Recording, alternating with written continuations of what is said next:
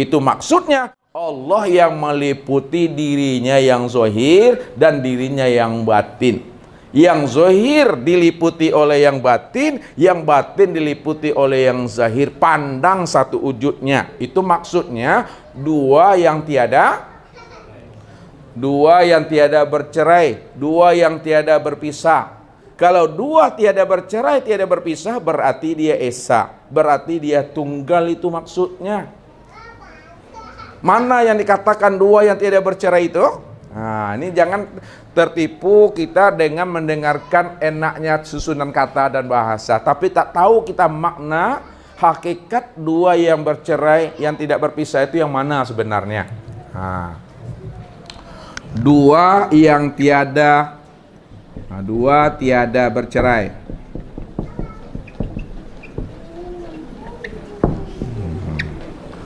Dua tiada bercerai itu maksudnya Allah dengan Muhammad.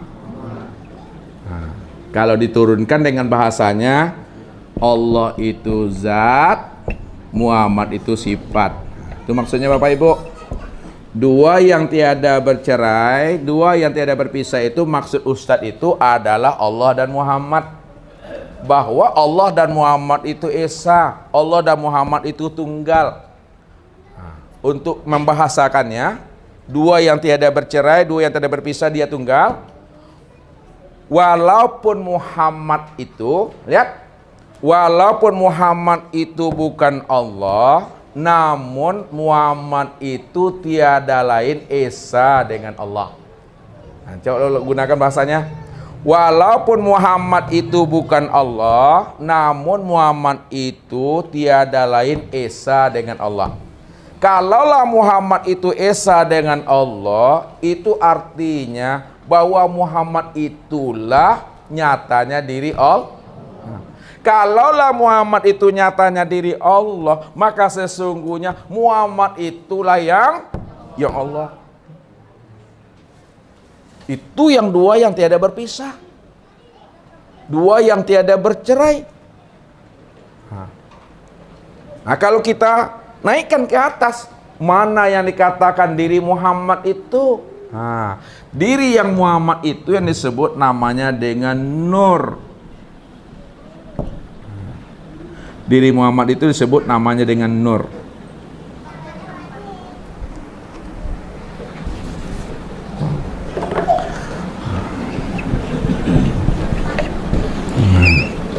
Diri Muhammad itu disebut namanya dengan Nur. Nah, kalaulah diri Muhammad itu adalah Nur, lalu Nur ini asalnya dari siapa? Nur ini asalnya daripada Allah. Itu dia. Kalaulah Nur itu asalnya daripada Allah, lalu Nur ini apa bagi Allah? Nah, coba.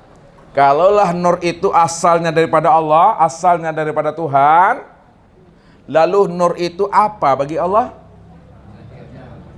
Nur itu tempat memandang wajahnya Allah, tempat memandang rupanya Allah, tempat memandang wujudnya Allah, tempat memandang wujud dirinya Allah itu. Nah, sekarang siapa nama Nur itu? Nur Muhammad. Ini sebut namanya Nur Muhammad. Kalaulah Nur itu yang disebut namanya Nur Muhammad, Nur Muhammad itu sudah jadi apa dia?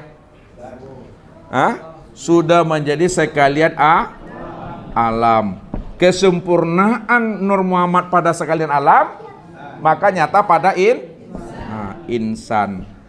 Lihat insan. Insan inilah tempat memandang kesempurnaan Muhammad itu. Lalu bagaimana cara kita melakukan tarkiknya untuk insan? Ya. Insan, lihat bahasa Ustaz. Insan ini itu adalah bayang-bayang Muhammad. Insan itu adalah bayang-bayang Muhammad. Sedangkan Muhammad itu bayang-bayang Allah. Ini bahasa bayang-bayang kita gunakan. Insan itu bayang-bayang Muhammad, Muhammad itu bayang-bayang Allah. Kalaulah Muhammad itu bayang-bayang Allah, berpisahkah bayang-bayang dengan wujud yang punya bayang-bayang? Tidak berpisah, itu yang tunggal dia. Jadi dalam bahasa kiasnya, insan Muhammad itu bayang-bayang Allah, tempat memandang nyatanya Allah. Lalu kita tarkikan. Andai kata ya, Muhammad itu bayang-bayang Allah, sedangkan bayang-bayang itu esa dengan Allah, itu maksudnya bahwa Allah itulah wujud daripada bayang-bayang itu yang sebenarnya. Kalau Allah itu wujud yang sebenarnya bayang-bayang, adakah bayang-bayang lagi? Tidak ada bayang-bayang lagi, Bapak Ibu. Kalau dikatakan bayang-bayang, Allah itulah yang bayang-bayang bagi dirinya sendiri. Dirinya sendiri nyata pada Muhammad. Muhammad itu nyata pada insan. Esa tuh Bapak Ibu. Itu mandangnya. Nah, kalau kita bawa tadi kepada ilmu titik, siapa yang titik, siapa yang huruf antara Allah dengan Muhammad nih? Allah itu yang titiknya nih. Allah yang titik. Lihat. Muhammad itu huruf. Paham maksud Ustaz tadi itu yang ilmu nih, ha? Allah itu yang titik, Muhammad itu yang huruf. Ini mengambil kiasnya supaya Bapak Ibu cepat memahaminya. Ketika memandang huruf yang terpandang titik. Walaupun huruf itu berbeda bentuk dan rupanya, secara apa? Secara zahir. Walaupun huruf itu berbeda bentuk dan rupanya secara zahir, namun secara hakikat, bentuk dan rupa itu tiada lain adalah titik itu sebenarnya. Walaupun Muhammad itu berbeda bentuk dan rupa, tahu maksudnya berbeda bentuk dan rupa Muhammad itu? Sudah menjadi sekalian alam, secara zahirnya ya, berubah bentuk dan rupa, berbeda bentuk dan rupa, namun secara batinnya bahwa segala bentuk dan rupa yang wajah Muhammad itu sebenarnya adalah Allah itu sendiri. Sekarang Allah itu gaib juga atau sudah nyata? Nyata. Nyata bagi siapa Bapak Ibu? Nyata bagi yang sudah mengenal. Gaib bagi yang belum mengenal. Nah, jadi kalau Allah sudah nyata, Allah sudah terang, Allah sudah jelas sejelas-jelasnya karena diri cumanya yang ada, dirinya cuma yang nyata, dirinya cuma yang tunggal, lalu tak mampu juga kita memandang Allah yang tunggal itu yang namanya butuh sange. Itu namanya butuh sange itu. Tak kicu di nantarang namanya. Contohnya Pak Alay, Bapak Ibu, lagi contoh biar banyak, asal nak muntah dicontoh. Kalau biji atau biji, bukan biji-bijian, biji mangga, boleh biji kau ragu biji gini kau. Atau biji incek lah incek, incek mangga, biji mangga. Kalau biji itu sudah menjadi pohon, lihat nih ya, ini biji, dan lihat sini Bapak Ibu. Jangan biji matur ditengok. Biji mangga. Ini contoh. Kalau biji ini sudah menjadi pohon, sudah menjadi dahan, ranting, kemudian daun, putih dan sebagainya. Jangan Bapak Ibu cari juga biji itu lagi. Jangan ditanya juga biji itu. Ya. Kalau biji sudah menjadi pohon, sudah menjadi batang dia, biji mangga tadi, udah jadi pohon, batang, ranting, akar semuanya itu, daun, ya, buah, jangan dicari juga biji itu. Karena dia sudah nyata jadi pohon. Lalu bagaimana supaya Bapak Ibu bisa mengenal biji mangga tadi yang sudah menjadi pohon? Kenali batangnya, kenali pohonnya, ya. Sebagai bukti nyatanya, ya, lihatlah kepada buahnya. Tuh lihat buah. Buah apa namanya tuh? Buah mangga. buah mangga itulah membuktikan nyatanya biji. Ya, apa kata biji kepada mangga? Wahai mangga, walaupun engkau bukan biji, namun sebenarnya engkau itu tunggal esa dengan biji. Tuh. Wahai mangga, kata biji, walaupun engkau bukan biji, namun engkau tiada lain biji itu sendiri. Itu yang dikatakan ya dalam hadis didong aja. Hadis didong nggak hadis dong. Apa kata mangga? Kata biji kepada mangga, al manggatu sirri, wasirri sifati wasifati la ghairi. Lihat tuh arti itu. Al manggatu mangga itu kata biji apa tuh? Kata biji itu, kata biji kepada mangga. Biji itu pada bahasa Arab. Al manggatu sirri. Mangga itu adalah rahasiaku. Wasiri sifati. Rahasiaku itu adalah sifatku. Wasifati la ghairi. Sifat itu sebenar-benarnya aku. Itu kata mangga tuh kepada kata biji kepada mangga. Itu maksudnya. Itulah artinya Bapak Ibu sudah bisa mengambil buah di dalam biji. Udah bisa Bapak Ibu menebang pohon mangga di dalam bijinya.